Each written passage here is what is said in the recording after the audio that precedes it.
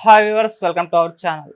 ప్రముఖ జ్యోతిష్యులు వేణుస్వామి గారి పైన కిరాక్ ఆర్పి గారు కొన్ని విమర్శలు అయితే చేయడం చూస్తున్నాం. ఆయన మామూలు కాదు, ఘాటుగా విమర్శించారు. అసలు ఎటువంటి విమర్శలు చేశారు, ఎందుకు విమర్శించారు, ఇప్పుడు ప్రజెంట్ మన వేణుస్వామి గారి గురించి గత కొంతకాలంగా సోషల్ మీడియాలో ఎన్నో విమర్శలు అయితే చూస్తున్నాం. ఎందుకు ఇన్ని విమర్శలకు ఆయన గురవుతున్నారు? సో ఇదే అంశం మీద డిస్కస్ చేయడానికి ప్రజెంట్ మనతో పాటు సీనియర్ జర్నలిస్ట్ జయదేవ్ గారు ఉన్నారు. వారితో డిస్కస్ చేద్దాం. సార్ నమస్కారం సార్. నమస్తే. కిరాక్ ఆర్పి గారు మాట్లాడుతూ ఒక ఛానల్కి ఇచ్చిన ఇంటర్వ్యూలో వేణుస్వామి గారు అమ్మాయిలతో నగ్నంగా పూజలు చేయిస్తారని చెప్పేసి ఒక సెన్సేషనల్ కామెంట్ అయితే చేయడం చూస్తున్నాం సార్. మరి అసలు ఎందుకు కిరాక్ ఆర్పి గారు ఈ విధంగా వేణుస్వామి గారి పైన విమర్శలు చేస్తున్నారు? మామూలుగా ఈయన పైన గత కొంతకాలంగా సోషల్ మీడియాలో తెగ విమర్శలకైతే గురవుతుంది. దానికి గల కారణాలు ఏంటి సార్? వేణుస్వామి గారు అనే అంశం ఈ మధ్యన చాలా హాట్ టాపిక్ మారింది. గతంలో బీఆర్ఎస్ గెలుస్తుంది, కేటీఆర్ గారికి అదే ముఖ్యమంత్రి అయ్యే యోగం ఉంది, ఏవో రకరకాలుగా చెప్పారు. సో అది అవ్వలేదు. ఎప్పుడో కొన్నాళ్ళు సైలెంట్గా అయిపోయారు. దాని మీద కూడా గతంలో మనం చర్చించుకున్నట్టున్నాం. అయితే ఇప్పుడు దాన్ని మళ్ళీ ఇంకో ఛానల్ వాళ్ళు ఇంటర్వ్యూ చేస్తే అప్పుడు వేణుస్వామి గారు ఏం చెప్పారో చూద్దామని చెప్పి పెట్టారు. పెడితే అందులో ఈయన వెంటనే చూశారు. అప్పుడు నేనేం చెప్పాను, యోగం ఉంది లేదని చెప్పాను, కానీ ఈయనే గెలుస్తారు, ఈయనే ముఖ్యమంత్రి అవుతారని నేను చెప్పలేదు కదని చెప్పి కవర్ చేసే ప్రయత్నం చేశారు. ఆ ప్రయత్నం చేసిన నెక్స్ట్ డే మళ్ళీ ఇంకో వీడియో వచ్చింది. కేసీఆర్ మూడోసారి కూడా బీఆర్ఎస్ వస్తుంది, కేసీఆర్ గారు ముఖ్యమంత్రి అవుతారు, లేదంటే కేటీఆర్ గారికి ఇవ్వచ్చు, ఆయన సెంట్రల్లో చక్కెర తిప్పుతారని ఆఫ్ ద రికార్డ్ వీడియో ఒకటి ఎవరో రిలీజ్ చేశారు. సో అయిపోయింది. ఇట్లా ఇవన్నీ నడుస్తుంది. ఇప్పుడు కూడా ఏంటంటే రెండోసారి జగనే సీఎం అని చెప్పడం, ఓకే ఆ తర్వాత ఇదటి ఎస్ఆర్హెచ్ గెలుస్తుంది, సన్ రైజర్స్ హైదరాబాదు ఐపీఎల్లో గెలుస్తుందని చెప్పడం, అది కూడా దారుణంగా పరాభవం ఉండడం, ఇవన్నీ కూడా ఎట్లా రకరకాలుగా ఎలా అనిపిస్తున్నాయంటే ఈయన ఊరికే చెప్తున్నాడు అలాగా అని. జనరల్గా నేను చాలా సందర్భాల్లో చెప్పానండి, అసలు జ్యోతిష్యుడు ఎప్పుడు కూడా చెడు నోటితో పలకడు, మంచి చెప్తారు తప్ప చెడును ఎందుకు పలకడం అంటే, వాక్శుద్ధి ఉండేవాళ్ళు వాళ్ళు ఆ మాటతో అంటే నిజంగా ప్రయత్నం చేసి పట్టుదలతో సాధిద్దాం అనుకునే వాళ్ళు కూడా కొంత నిరాశ నిస్పృహలకు లోనవుతారు. అన్నీ అనుకున్నది జరిగితే విధి ఎందుకు, భగవంతుడు ఎందుకు చెప్పండి, అంతే కదా. సో అట్లాగా కొన్ని విషయాలు బయటికి చెప్పకుండా, నాకు తెలిసిన మిత్రుడు ఉన్నాడు, ఆయన కూడా మంచి సిద్ధహస్తుడే, అంటే నాకన్నా జస్ట్ ఒక 2-3 ఇయర్స్ పెద్దవాడు ఆయన, కానీ చాలా మంచి విద్వత్తు ఉన్న వ్యక్తి. తనేమంటాడంటే ఇట్లా నాకేమైనా సందేహాలు వచ్చి ఆచార్య అంటాను సింపుల్గా, ఆచార్య ఏమైనా చేయాలని అంటే, ఒకవేళ అవ్వదని ఆయన తెలిసిందనుకోండి, అవ్వదని ఆయన నోటితో చెప్పకుండా చేయండి, ప్రయత్నం చేయండి అంతే. అంతేగాని అవ్వదండి ఇంకా డ్రాప్ అయిపోండి, మీరు పోతారండి, మీరు గెలవరండి, అట్లా ఎప్పుడు చెప్పకూడదంట. బట్ అది ఒకటి శాస్త్రంలో ఉండే సిస్టమ్, ఒక పద్ధతి ఆయన వివరంగా చెప్తుంటాడు. సో అది ఎవరిష్టం వాళ్ళది. అయితే ఈ నెలగా ఓపెన్గా ఒక సెలబ్రిటీస్కి చెప్పే వాళ్ళుగా ఓపెన్గా చెప్పడం, ముఖాముఖిగా స్ట్రైట్ ఫార్వర్డ్గా మాట్లాడతాడని ఆయనగా చెప్పుకోవడం కూడా నేను చాలా ఇంటర్వ్యూలో చూశాను.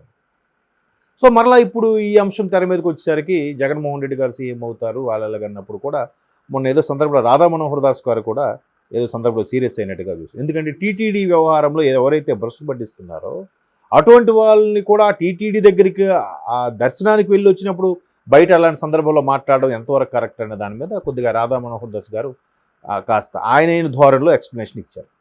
అది పక్కన పెట్టండి. అయితే ఇప్పుడు కిరాక్ ఆర్పి అనే వ్యక్తి గత కొద్ది రోజులుగా కూటమికి సంబంధించి ఆయన ఛానల్స్లో డిస్కషన్లో కానీ ఇంటర్వ్యూస్లో కానీ పార్టిసిపేట్ చేస్తున్నారు. సో ఆయనకి కూటమి మీద ఎందుకో ఒక గురి ఏర్పడింది, ఇష్టం అయిపోయింది. సో అవి ఒక్కొక్కటిగా మాట్లాడుతున్నారు. ఇప్పుడు రోజా గారు గతంలో ఎవరు సుధీరు, ఆ తర్వాత ఆయన ఎవరు గెటప్ సీను, వీళ్ళందరూ పిఠాపురం క్యాన్వాసింగ్కి వెళ్ళేటప్పుడు ఆది వాళ్ళందరూ బిల్లబచ్చాగాళ్ళు, వాళ్ళంతా వాళ్ళ బతుకులంతా లేదు వాళ్ళ ప్రాణాలంతా ఏదో అన్నట్టు అన్నదానికి వాళ్ళు కొంచెం పద్ధతిగా పొలైట్గానే సమాధానం ఇచ్చారు. కానీ ఈయన మాత్రం కొంచెం కిరాక్ ఆర్పి మాత్రం బాగా ఆవిడ మాట్లాడే పద్ధతి కరెక్ట్ కాదు, ఆవిడ బతుకని మాకు తెలియదా అన్నట్టు కూడా మాట్లాడారు. ఇలాగ ప్రతిదీ కూడా ఓపెన్గా గట్టిగా మాట్లాడడం జరుగుతుంది. ఇప్పుడు వేణుస్వామి గురించి కూడా ఆయన ఒక సోషల్ మీడియా ఛానల్కి ఇచ్చిన ఇంటర్వ్యూలో కూడా నేను నిన్నప్పుడు చూశాను, నిలబడి ఎక్స్ప్లెయిన్ చేస్తూ ఈయన చేసే పని ఇదిలా ఉంటుంది, అమ్మాయిలతో నగ్నంగా చేపిస్తాడు, నెక్స్ట్ ఎవరైనా వాళ్ళు సినిమాకి బాగా సెలబ్రిటీలు బాగా ఉన్నారనుకుంటే వాళ్ళని ఈయన ఫాలో అవుతుంటాడు, వాళ్ళు ఫోన్ డిస్కషన్లు సీరియస్గా వీడియోలో రికార్డ్ చేసుకుంటుంటాడు. రికార్డ్ చేసుకున్నప్పుడు ఒక 4 నెలలు 5 నెలల కిందట వాళ్ళని ఫాలో అయ్యి వాళ్ళ మాట తీరు బట్టి వాళ్ళ నక్షత్రంలో ఉంది బాగాలేదు వాళ్ళు ఖచ్చితంగా విడిపోతారు అన్నట్టుగా చెప్తాడు. అన్నట్టుగా దాన్ని ఎగ్జాంపుల్గా ఎవరిని సమంతాని నాగచైతన్య ఎగ్జాంపుల్గా చెప్పి కూడా ఆయన కిరాక్ ఆర్పి గారు అదేదో ఛానల్కి ఇచ్చిన ఇంటర్వ్యూలో చూశాను. ఛానల్ పేరు గుర్తులేదు కానీ ఇదేంటి ఇంత నేను ఎంతో ఓపెన్గా మాట్లాడుతున్నాను అని చెప్తున్నాడు. లేదు మీరు కావాలంటే చూడండి, ఆయన ఒక టీంను లేకపోతే ఎవరినో ఒకరిని ఫాలో అప్ చేపిస్తాడు ఆ వ్యక్తులని ఎవరి మీద, ఎక్కడైనా వాళ్ళు దూరంగా మాట్లాడుకుంటున్న మాటలు లేకపోతే వాళ్ళు ఫోన్లో మాట్లాడిన మాటలు వీడియో తీసి వీళ్ళు ఇలా మాట్లాడుకుంటున్నారంటే ఫ్యూచర్లో వీళ్ళిద్దరూ గొడవ పడతారు, ఓకే విడిపోవచ్చు అన్నట్టుగా చెప్పడం. జనాలు కూడా ఎలా ఉంటుందంటే అదిగో పుల్లంటే ఇదిగో తోక అనే రకాలే కదా. అందులోకి ఇవాళ రేపు ఎలా అయిపోయి ఆడమగ ఎవరికి వాళ్ళు మేము ఇద్దరం సమానమే, ఎవరికి వాళ్ళు మేమే గొప్ప, మాదే పై చేయి అని యుగోలకి వెళ్ళిపోయి ఎవరికి వాళ్ళగా విడిపోతున్నారు. అది జరుగుతుంది, చూస్తున్నాను. ఒక సెలబ్రిటీస్ విషయంలోనే కాదు, సామాన్యుల విషయంలో కూడా జరుగుతుంది. సో ఇట్లాగనమాట. ఒక అంతకుముందు ఏం చెప్పారు నాకు బాగా గుర్తు, టాలీవుడ్లో ఒక famous hero and famous heroine చనిపోతారని చెప్పారు ఆయన. ఫేమస్ హీరో అంటే ఎవరు చనిపోలేదు, ఫేమస్ హీరోయిన్ ఎవరు చనిపోలేదు. కానీ దాన్ని మళ్ళీ ఇతనికి సంబంధించిన అభిమానులు కొంతమంది ఎలా చెప్పారంటే తారక రత్న చనిపోయారు అని చెప్పినట్టే జరిగింది కదా. తారక రత్న ఫేమస్ హీరోయిన్ కాదు, యాక్టర్, ఆర్టిస్ట్. మొదట్లో ఒక 4-5 సినిమాలు వరుసగా హీరోగా రిలీజ్, తర్వాత విలన్గా కూడా చేశారు. అంత ఫేమస్ ఏం కాదుగా. తెలుగు ఇండస్ట్రీ తప్ప పక్క వాళ్ళకి కూడా తెలియదేమో తారక రత్న గారు నాకు తెలిసి, అంతే కదా. ఒకవేళ నిజంగా అయితే ఇప్పటికి ఆయన చనిపోయే సంవత్సరం అయిపోతుంది, మరి ఇప్పటికి పెద్ద బ్యానర్లు కట్టి పెద్ద ధర్నాలు అవన్నీ చేయాలి కదా, ఆయన పేర్ల మీద అన్నదానాలు ఇవన్నీ. అంటే నేను అనేది ఫేమస్ అయితే అలాగని తారక రత్న గారిని కించపరిచే ఉద్దేశం కాదండి అది. ఆయన చెప్పిన దానికి సింగ్ చేస్తున్నాను నేను. ఫేమస్ హీరో చనిపోతారన్నారు, ఎవరు చనిపోయారు తెలుగు ఇండస్ట్రీ నుంచి? ఎవరు చనిపోలేదుగా. ఫేమస్ హీరోయిన్ కూడా చనిపోతారని చెప్పారు ఇదే వేణుస్వామి గారు, మరి ఎవరు చనిపోయారు? ఏదో మామూలుగా మళ్ళీ టీవీ ఆర్టిస్టులు సైడ్ యాడ్లు చేసేవాళ్ళు వాళ్ళు కూడా ఫేమస్ అని అయిపోతుందా?